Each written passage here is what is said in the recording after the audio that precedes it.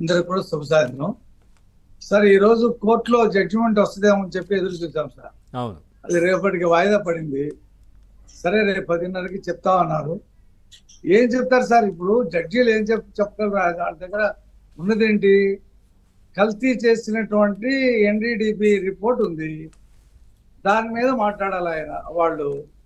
లేదా సుబ్బారెడ్డి, సుబ్రహ్మణ్య స్వామి వీళ్ళు వేసిన పిటిషన్ సిట్ దర్యాప్తు వద్దు, కేంద్ర ప్రభుత్వ సంస్థ అని చెప్పి ఒకళ్ళు, జడ్జితో ఎంక్వైరీ చేయమని చెప్పి ఒకళ్ళు వేశారు. సరే సుప్రీంకోర్టు కూడా తుషార్ మెహతా గారిని అడిగింది కేంద్ర ప్రభుత్వం వైఖరి ఏంటి దీని మీద అని చెప్పి. రేపు వాళ్ళు చెప్పేస్తారు.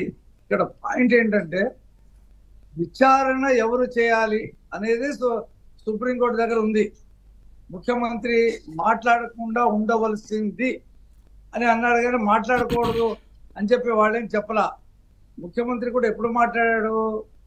2 నెలలు మొత్తం పరిస్థితిని ఎంక్వైరీ చేసి విజిలెన్స్ నివేదికని తెప్పించుకొని 7 విజిలెన్స్ నోటీసులు సుబ్బారెడ్డికి ఇస్తే అతను ఆన్సర్ చెప్పకుండా ఉంటాం, ఆ ఫైల్స్ అని నాకు ఇవ్వమని చెప్పేసి అతను అంటాం. ఇవన్నీ జరిగిన తర్వాత ఈవో లాంటి వాడు చెప్తే అది బలంగా వెళ్ళదు, నేను చెప్తే బలంగా వెళ్తుంది అనేటువంటి ఉద్దేశంతో ఆయన ఒక భక్తుడుగా, తిరుమల తిరుపతి వెంకటేశ్వర స్వామిని కొలిసేటువంటి భక్తుడుగా, ఆయన ఒక వ్యక్తిగా ఫీల్ అయ్యి ఆయన మాట్లాడాడు, ముఖ్యమంత్రిగా ఉన్నాడు. కాబట్టి అది కూడా ఆ అంశం కోసం చెప్పడానికి పెట్టిన ప్రెస్ మీట్ కాదు, అది ఏదో వేరే కార్యక్రమంలో మధ్యలో మాట్లాడారు.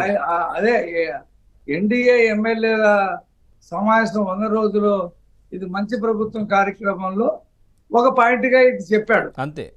అది చెప్పడంతోనే అదేమి పెద్ద చెప్పటం నేరమే కాదు, తప్పేమి కాదు.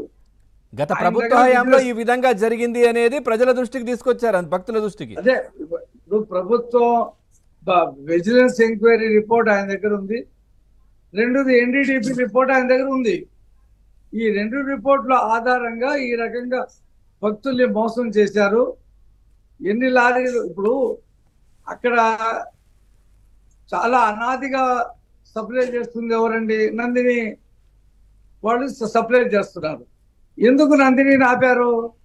ఆ నందిని అనేటువంటి నెయ్యి సరఫరా చేసేటువంటి సంస్థ కర్ణాటక గవర్నమెంట్కి సంబంధించినటువంటి సంస్థ. అది వాళ్ళు దేవుడి మీద భక్తితో లాభాపేక్ష లేకుండా వాళ్ళు అనాదిగా లడ్డు సప్లై చేస్తా ఉన్నారు. ఎటువంటి ప్రాబ్లం రాలే లడ్డు మీద. ఆ లడ్డూకి ఉన్నటువంటి ప్రాచుర్యాన్ని ఆ నందిని నెయ్యితో ఇతర దినుసులు కూడా నాణ్యమైనటువంటి జీడిపప్పు కానీ, కిష్మిష్ కానీ, బాదం కానీ, ఇవన్నీ కూడా పంచదార కానీ ఇవన్నీ కూడా చేయటం వల్ల లడ్డూకు ఉన్నటువంటి ప్రాముఖ్యత ఏనాడు తగ్గలేదు. ఎప్పుడు తగ్గిందయ్యా అంటే ఎప్పుడైతే సుబ్బారెడ్డి చైర్మన్ అయ్యాడో అప్పుడు ఈ నందిని నెయ్యిని వాడటం ఆపేశారు. ఆపేసి ఈ లోకల్గా ఉండేటువంటి వాటి మీద వైష్ణవాన్ని ఇంకా ఇతర సంస్థల నుంచి కొనడం ప్రారంభించారు. అప్పటి నుండే భక్తులు 4 సంవత్సరాల నుంచే భక్తులు లడ్డు బాగలేదు, సువాసన లేదు, స్టాక్ ఉండటం లేదనేటువంటిది బాగా ప్రజల్లోకి వెళ్ళిపోయింది. అదే పిల్లి మెడలో గంట కట్టేవాడు లేక దాన్ని ఎవరు ఆ జగన్మోహన్ రెడ్డి అరాచక ప్రభుత్వాన్ని ఎదురెడ్డి పోరాడలేక నోరు మూసుకొని ఉన్నారు. దేవుడు ఏం చేశాడంటే ఆ ప్రభుత్వాన్ని పక్కన పెట్టాడు. ఈ నెయ్యిలో జరుగుతున్నటువంటి కల్తీని శ్యామలరావు ద్వారా ఎంక్వైరీకి పంపించారు. దీంట్లో చంద్రబాబు నాయుడు గారి ప్రమేయం ఏముంటుంది? అవును, ఈవో పంపించాడు, ఈవో రిపోర్ట్ ఇచ్చాడు, రిపోర్ట్ వచ్చింది. 2 నెలలు ఎంక్వైరీ చేశారు, ఇంటర్నల్ ఎంక్వైరీ. ఆ రిపోర్ట్ ఆధారంగా ముఖ్యమంత్రి చెప్పాడు. సుప్రీంకోర్టు అలా వ్యాఖ్యానించి ఉండకుండా ఉండవలసింది. ఎందుకంటే ఇక్కడ సిట్టు దర్యాప్తు చేయాలా, సిబిఐ దర్యాప్తు చేయాలా, లేకపోతే స్వతంత్రంగా ఏదైనా ఒక జడ్జి చేత చేయాలనేది సుప్రీంకోర్టు దగ్గర ఉన్నటువంటి విషయం. వాళ్ళకి తెలియదా?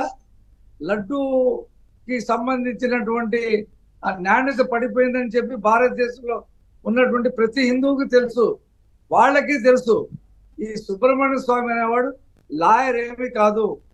అతను వెళ్ళి కోర్టులో ఏమి వాదించడు, అతను వేరే లాయర్ని పెడతాడు. అది కూడా జగన్మోహన్ రెడ్డి ఏర్పాటు చేసిన లాయరే. ఇతను లిటికెంట్, కేసు చేస్తాడు, కేసు చేసి లిటిగేషన్స్ అందులో చెప్తాడు. ఇప్పుడు పోనీ సిట్టు వద్దంది, సిట్టుతో చేయగలదా అని సుప్రీంకోర్టు ప్రశ్నించింది, ఆపేశాం. మీరు దేనితో చెప్తే దాంతోనే మేము ఎంక్వైరీ చేయించండి, దాంట్లో మాకేం ప్రమేయం.